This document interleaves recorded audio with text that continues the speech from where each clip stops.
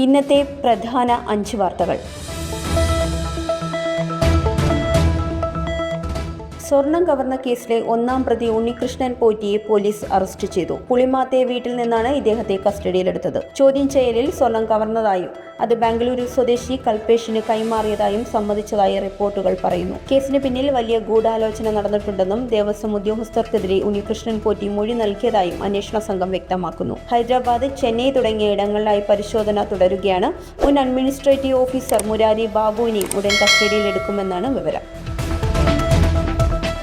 ഇടപ്പള്ളി മണ്ണുത്തി ദേശീയപാതയിലെ Paliyekkara toll പ്ലാസയിൽ toll പിരിക്കാൻ ഹൈക്കോടതി അനുമതി നൽകി. 71 ദിവസത്തിനു ശേഷമാണ് ആഗസ്റ്റ് 6-നുള്ള വിലക്ക് നീക്കുന്നത്.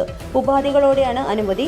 പുതിയ നിരക്ക് ഈടാക്കരുതെന്നും കോടതി നിർദ്ദേശിച്ചു. ഗതാഗത കുരുക്ക് കൂടുതലുള്ള ആമ്പല്ലൂർ, മുരിങ്ങൂർ മേഖലകളിൽ പരിഹാരം കണ്ടെത്താൻ കളക്ടറുടെ നേതൃത്വത്തിലുള്ള സമിതി നിർദ്ദേശിക്കണമെന്നും ബെഞ്ച് നിർദ്ദേശിച്ചു. ടോൾ പിരിവ് നിർത്തിയതുകൊണ്ട് റോഡ് അറ്റകുറ്റപ്പണികൾ തടസ്സപ്പെട്ടതായും കരാർ കമ്പനിയുമായി നിയമപ്രശ്നങ്ങൾ ഉണ്ടാകാമെന്നും ദേശീയപാത അതോറിറ്റി കോടതിയെ അറിയിച്ചു.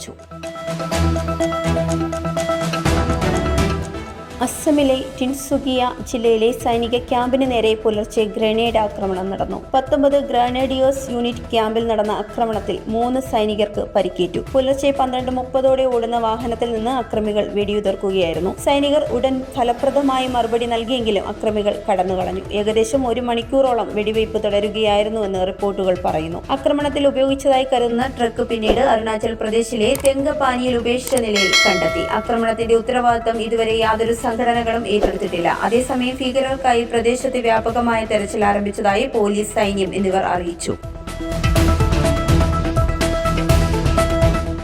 ചൈനയുമായുള്ള ബന്ധത്തിന്റെ പേരിൽ US എംബസി പനാമയിലെ ചില ഉദ്യോഗസ്ഥരുടെ വിസ റദ്ദാക്കുമെന്ന് ഭീഷണിപ്പെടുത്തിയതായി Panama president Jose Raul Mulino വെളിപ്പെടുത്തി. ട്രംപ് ഭരണകൂടം ചൈനയുമായി ബന്ധം പരിമിതപ്പെടുത്താൻ പനാമയിൽ സമ്മർദ്ദം ചെലുത്തുന്നതിനിടെയായിരുന്നു സംഭവം. ഇത്തരത്തിലുള്ള സമീപനം അമേരിക്കയുമായി നിലനിർത്താൻ ആഗ്രഹിക്കുന്ന നല്ല ബന്ധത്തിന് തടസ്സമാകുന്നു. US എംബസി ഇതുവരെ പ്രതികരിച്ചിട്ടുമില്ല. എന്നാൽ കഴിഞ്ഞ മാസം ചാർലി കിക്കിന്റെ കൊലപാതകത്തിന് ശേഷം 6 വിദേശികളുടെ വിസ റദ്ദാക്കപ്പെട്ടിരുന്നു. കൂടാതെ കോസ്റ്ററിക്ക മുൻ പ്രസിഡന്റായ Oscar Arias, Costa Rica congress vice പ്രസിഡന്റായ വനീസ കാസ്ട്രോ എന്നിവരുടെ വിസയും റദ്ദാക്കിയതായി റിപ്പോർട്ടുകളുണ്ട്.